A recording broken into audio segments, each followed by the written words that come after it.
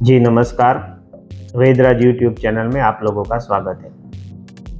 मेरा नाम है डॉक्टर कृष्णा रावल और आज मैं आपको बताऊंगा एलर्जिक के बारे में। आजकल देखें तो एलर्जिक का प्रॉब्लम काफ़ी बढ़ने लगा है और एलर्जिक के होने से आजकल काफ़ी लोग परेशान भी हैं।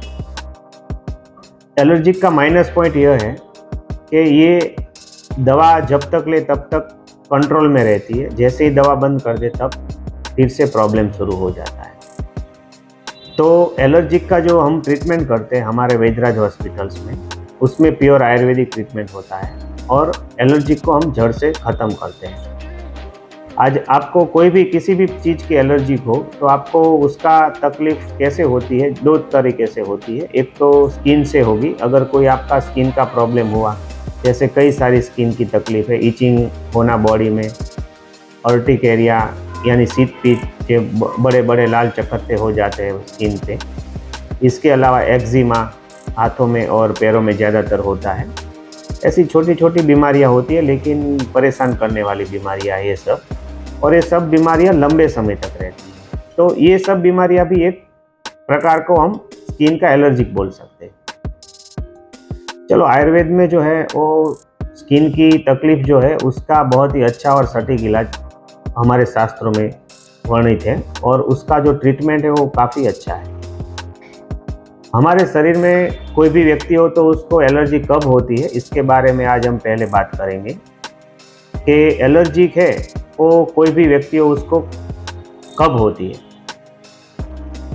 जब भी आप देखिए कोई भी बीमारी हो तो उसकी शुरुआत पेट से होती है। आपका जब भी डाइजेशन सिस्टम खराब होने लगे, आपका लाइफस्टाइल चेंज होने लगे, आपका खान पान ठीक से ना रहे, तभी बीमारी आपके शरीर में आएगी। बाकी देखिए, भगवान ने हमें शरीर ऐसा दिया है कि जिसे बहुत ही लंबे समय तक कुछ हमें होता ही नहीं है। हमारी 80, 90, 100 साल की उम्र है, तो उसी समय में हम देखिए छोटी छोटी गलत आदतों जो हमें पता नहीं होती है कि ये गलत आदत है, और धीरे धीरे करके हम कई बीमारियों को ले आते हैं। तो देखिए, सबसे पहले एक ही रूल्स है कि भाई आपको कोई भी चीज़ की एलर्जी है तो आपको खान पान में बहुत ही ध्यान रखना होता है। जैसे कि बाहर का जंक फूड खाना, मैदा, तली हुई चीज़ें, बहुत मीठी स्वीट, या फिर कई ऐसी केमिकल वाली चीज़ें खाना कि जिसमें बहुत ही स्मेल के लिए केमिकल डाला हो, कोल्ड ड्रिंक्स है, बिस्किट्स है, चॉकलेट्स है, ये सब चीज़ें से हमारा तबीयत जो है वो बहुत ही ख़राब होती है। स्किन की जो एलर्जिक है उसमें ज़्यादातर देखे गए तो पेट से शुरुआत होती है इसकी। देखिए, हम जो भी ट्रीटमेंट करते हैं एलर्जी का, उसमें सबसे पहला रूल्स यही होता है कि हमारी शरीर को शुद्ध करना होता है। तो जिसमें पंचकर्म है, वमन है, विरेचन है, उससे पहले शुद्ध किया जाता है और उसके बाद उसका ट्रीटमेंट शुरू होता है। जब भी हमारा पेट खराब होता है, कॉन्स्टिपेशन होती है, या ऐसी चीज़ें गंदी जो हमारे शरीर के लिए ठीक नहीं है, वो खून में मिल जाती है। तो खून में जब मिलती है तो उससे हमारा बॉडी का एक रिएक्शन आता है, तो उसमें इचिंग होना या कोई एक्जिमा निकल गया या कुछ भी शीत पीत हो गया, तो ये सब जो चीज़ें हैं वो पहले पेट से ही शुरू होती है। तो हमारे ट्रीटमेंट का मुख्य जो है वो पहला स्टेप यही होता है कि भाई आपको खान पान में ध्यान देकर पेट पे ध्यान देना है। जैसे कि पेट साफ आना चाहिए, पानी ज़्यादा पीना है, ये सब चीज़ें। तो एलर्जिक का जो प्रॉब्लम है छोटे बच्चों से लेकर आज बुजुर्गों में और यंग लोगों में भी काफ़ी देखने को मिलता है।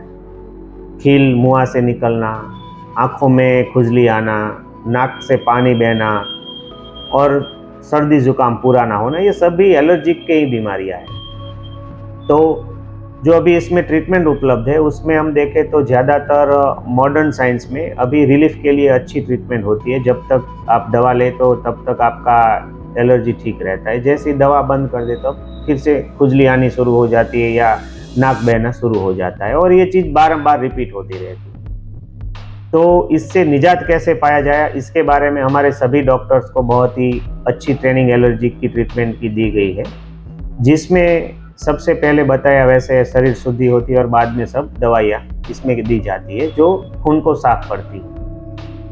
तो हमारे यहाँ ट्रीटमेंट जो उपलब्ध है उसमें खास कर से पहले परहेज का भी बहुत ध्यान रखा जाता है। जिसको भी एलर्जी है उसको खट्टी चीज़ें नहीं खानी है, मैदा वाली चीज़ें नहीं खानी है, जंक फूड बंद कर देना है, पानी ज़्यादा पीना है और पेट साफ लाना है।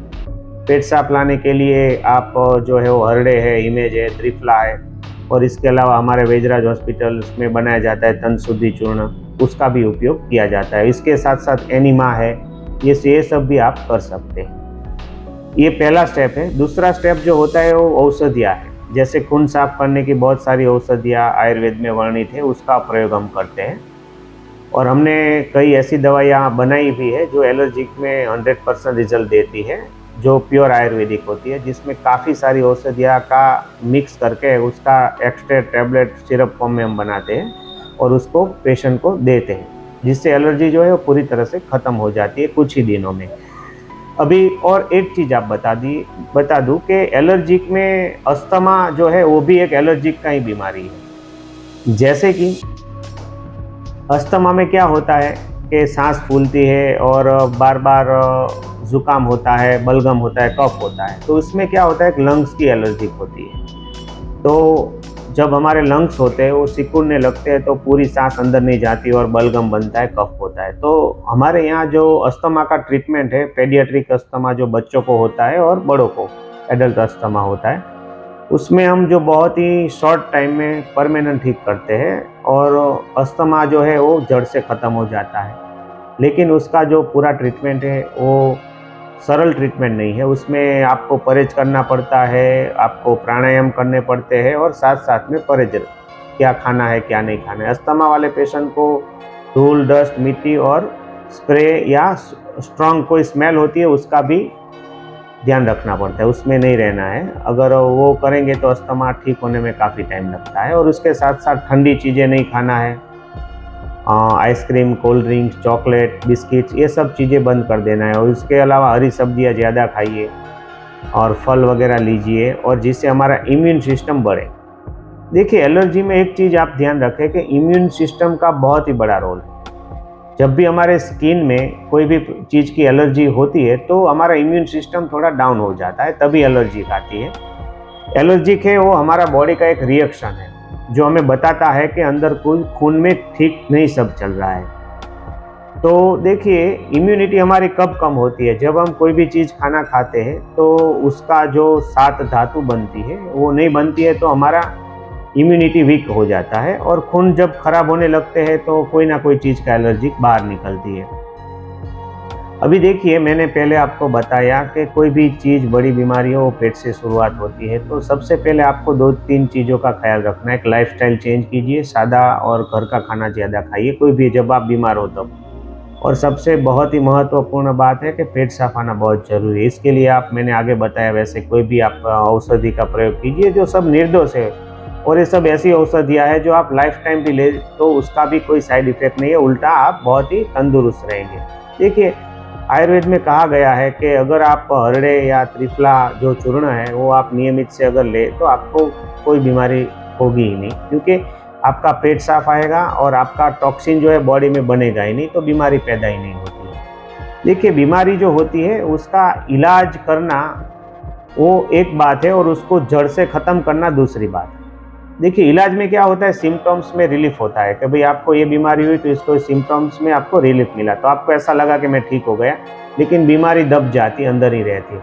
अभी इलाज की जो हम बात बताएं तो उसमें सब चीज़ें लगती है, जैसे कि सबसे पहले आपको खान पान में चेंज करना, आपका लाइफस्टाइल चेंज करना, बाहर का जंक फूड बंद करना, आपका पेट साफ आना चाहिए, एनिमा, शरीर शुद्धि, पंचकर्म, ये सब चीज़ें होती है जो एक डॉक्टर है वो प्रॉपर आपको गाइड करके ही कर सकता है। दूसरा स्टेप है दवाइयाँ। देखिए दवाइयाँ आयुर्वेद में ऐसी बहुत सारी है जिससे बहुत ही अगर हम अच्छी बनाइए तो उसका 100% रिजल्ट आता है। तो हमारे वैद्यराज में हॉस्पिटल्स में हम जो भी दवाइयाँ बनाते हैं उसका चयन से लेकर बनाने तक का प्रोसेस बहुत ही स्ट्रिक्ट है, जिससे हम बहुत ही अच्छा रिजल्ट तभी ले सकते हैं। क्योंकि देखिए हमारे यहाँ औषधियाँ होती है वो कई तरह की होती है, तो कौन सी ऋतु में कौन सी औषधि को निकालना है, उसको कैसे स्टोरेज करना है, उसके बाद उसका कैसे एक्सट्रैक्ट निकालना है, उसका रस कैसे निकाल के उसको दवाइयाँ बनाना है, ये सब चीज़ों का छोटी छोटी चीज़ें है लेकिन ध्यान रखना पड़ता है।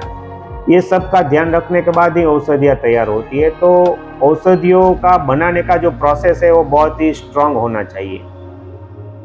और देखिए, एक औषधि हमारे भारतवर्ष में एक जगह पे मिलती है, दूसरी जगह पे, तीसरी जगह पे, लेकिन उसका जो भी प्रकार होता है वो अलग अलग होता है। देखिए, हरड़े जैसे है या इमेज है या कुछ भी हो चीज़, जैसे वासा है या कोई कोई भी हो, उसका किस प्रदेश में कैसे मिलती है, उस पे भी उसका गुण कैसा होना चाहिए वो भी डिपेंड होता है। तो ये सब छोटी छोटी बातें हैं, इसका भी हमें ध्यान रखना चाहिए। और हमारे यहाँ जो भी औषधियाँ हम लोग बनाते हैं उस पे ये सब चीज़ों का ध्यान रख के बनाई जाती है।